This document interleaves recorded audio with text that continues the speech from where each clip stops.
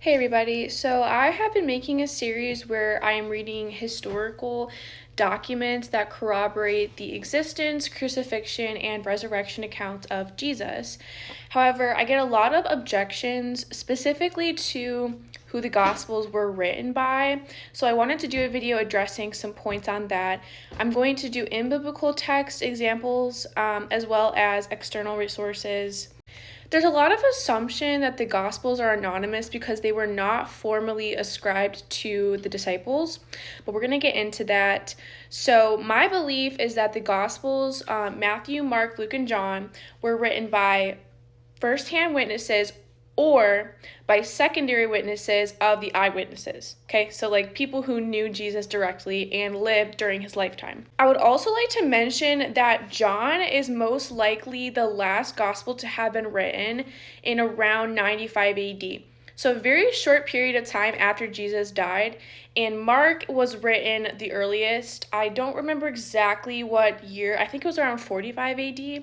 45 to 60 AD, but again, within the first century after Jesus Christ was claimed to have been resurrected. So the first objection that I receive specifically in regards to this is, why do the canonical Gospels have the titles Matthew, Mark, Luke, and John?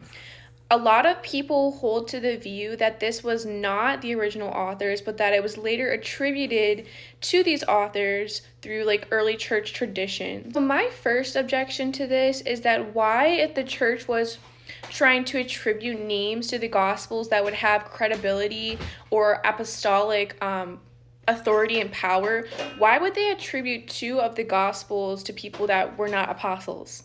Luke was most likely a physician of this time, and Mark had been known to have abandoned the cause for a short period of time, or to be like a coward. So it's not exactly the best look to have those names if you're going to play on this like apostolic authority sort of thing. Secondly, all of the known Gnostic Gospels, like the Gospel of Thomas, the Gospel of Mary, the Gospel of Judas, the Gospel of Peter, they do use this appeal to apostolic authority in order to gain credibility.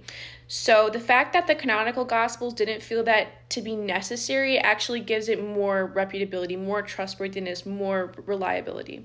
The second point that we're going to touch on is, why were the canonical Gospels not formally attributed apostolic authorship? So this is actually not historically anomalous. Most historical documents didn't have formal authorship attributed to them. So this point really doesn't hold much weight to it because this was typical.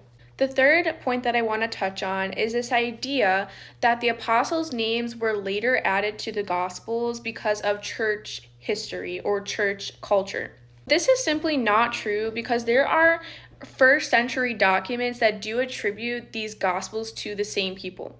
So we never see any examples of like the Gospel of Matthew being attributed to Luke or to Bartimaeus or anybody else. It's always attributed to the same people that you modernly see being attributed the authorship of the Gospels. So Luke, it was always Luke. Matthew, it was always Matthew. Mark, it was always Mark. And just like a little side note, we do know that the Gospel of Mark was written from the testimony of Peter. I'm kind of reiterating some points from earlier, but the Gospels were written from primary sources, eyewitness accounts, or from secondary eyewitness accounts. So it's like Luke, for example, he wrote the Gospels by going to the people that knew Jesus, that had experienced Jesus directly, and interviewed them and wrote what he heard down. The next point that I want to go over is actually on the reliability of how the church decided what was credible and what was not. I feel like there's this sort of pretentious assumption from a lot of atheists or from skeptics that claim that the church was just accepting anything that would corroborate their idea of Jesus, corroborate their beliefs. But this is simply not the case. The church had checkpoints, so to speak, to affirm the authorship and authenticity of their correspondence via written letter. What I mean by this is that Paul, for example, was going to send a letter to, let's just say, the church in Thyatira. What he would do is, in text, he would write who he was with, as witnesses, and then he would send one of those people as a reliable and trustworthy messenger with this letter. The church was very, very, very, very careful about what they trusted, and they were already sifting out forgeries from like day one. So a couple of logical conclusions also, and I think like things that give the testimonies more weight is, for one, that women were actually used to testify of the resurrection of Jesus, the empty tomb.